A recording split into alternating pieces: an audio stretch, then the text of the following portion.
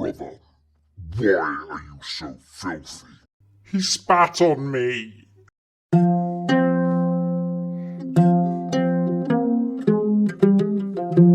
Hello there guys, and welcome back to another video from FrogLane Studio. So in today's video we're going to be looking at the weird and quite frankly disgusting art of spit blending, where it comes from and how to achieve results like this. Now 20-30 years ago, in miniature painting's dark and murky past, we didn't have half of the tools that we now have at our disposal. Things like mediums, flow improvers and thinners was super hard to come by.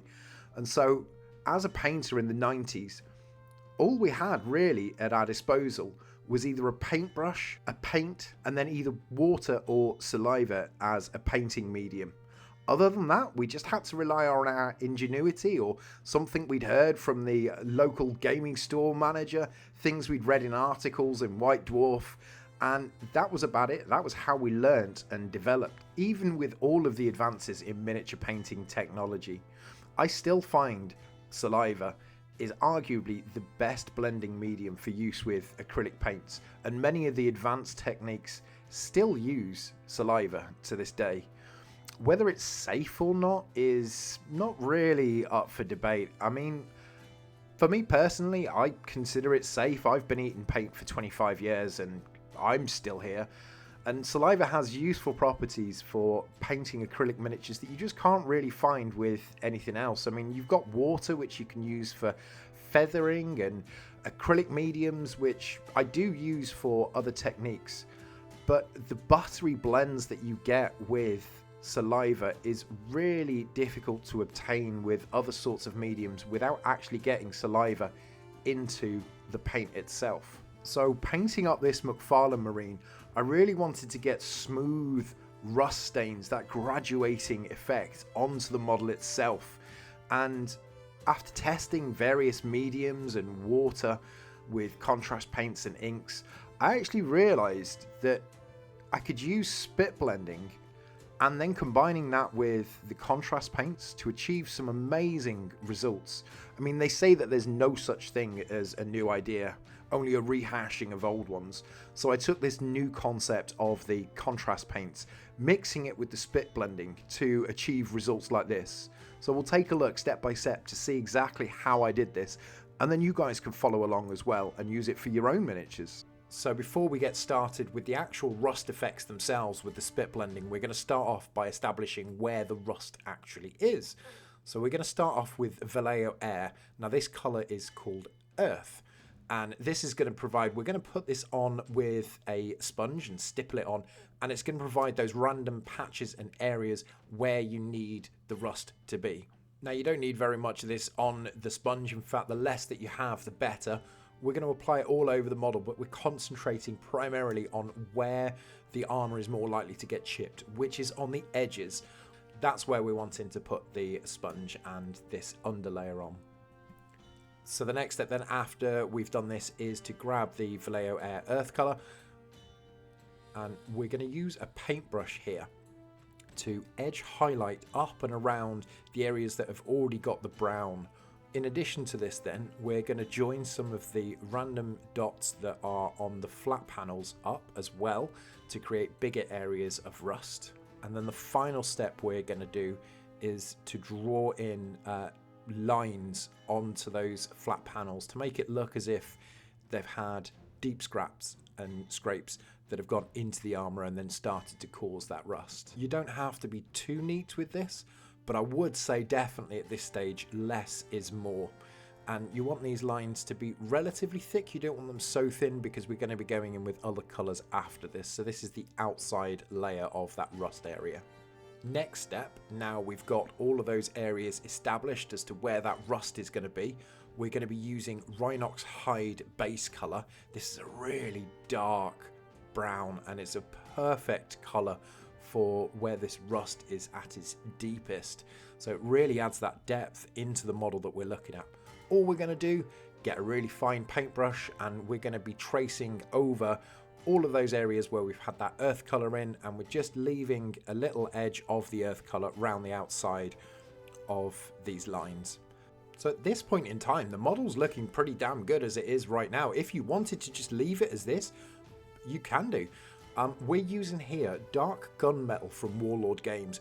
What I wanted to do was just to add the metal effect underneath those layers of paint, just to give another depth to it and to kind of try and create more of a 3D look to it. So we're edge highlighting, we're going inside the Rhinox shade here, and just applying that throughout the entire model. This is where those rust stains come into it. The two ingredients that we're using here are snakebite leather contrast and spit. It's just those two, and you're going to see this model transform. I'm using neat snakebite here, and this is just for those areas that have really deep areas of rust. We're not looking at the watermarks and that sort of thing yet, but I'm just going over all of those areas that we've built up with the other tones and paints first off. And we're just going over the top of it with neat snakebite leather contrast here. What I'm doing now here is using saliva. So I've put the paintbrush into my mouth. You can see me do it again here. And I'm getting spit onto the paintbrush and really just blending in those areas together. So using the saliva as a medium to push the paint around, creating a really nice natural opaque area with no lines, no harsh lines. All of this then starts to become random, and you really start to see it naturally in normal, everyday environment. This is what would happen, where the rust and ooze would slowly spread out over the model itself. So guys, we've reached that point in the video. If you are enjoying what you're seeing here, please don't forget to like and subscribe. I'm really trying to grow this channel, and all of your help is greatly appreciated. All it takes is 2 clicks, one to like, one to subscribe. After you've finished the video, if you want to drop a comment down as well, let me know what you think. That would be greatly appreciated as well. Anyway, back to the video. So as we progress throughout the model, we're repeating this process. We're putting the neat snakebite leather contrast down, and then we're going in with various levels of saliva to create more opacity on the paints. We're then adding in these light, small, wavy lines coming down from various areas of where those dark levels are. And what that's doing is it's representing the gravity of the moisture flowing down and away from those paints, just adding extra realism in there. And so it's just a case of building these layers up over and over and over again. So if you're not happy, if you think that it's too light or too dark in somewhere, if it's too light, then you want to add a bit more snakebite contrast. And if it's too dark, then you're adding a bit more saliva. And what you're going to do is you're going to have this graduation over the entire model, using the colors that we've put on underneath this as the base to really sell the depth and that realism right the way throughout this entire model. This once again is representative of real life. You're having those alternate areas where the moisture and water pools and creates more rust, and other areas that are a little bit less exposed or a little bit more raised where the moisture isn't settling.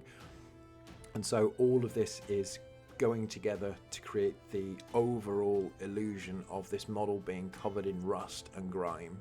I mean, I would like to tell you it's a lot more complex than this, but the process itself is extremely simple. The difficulty factor comes in the execution of this.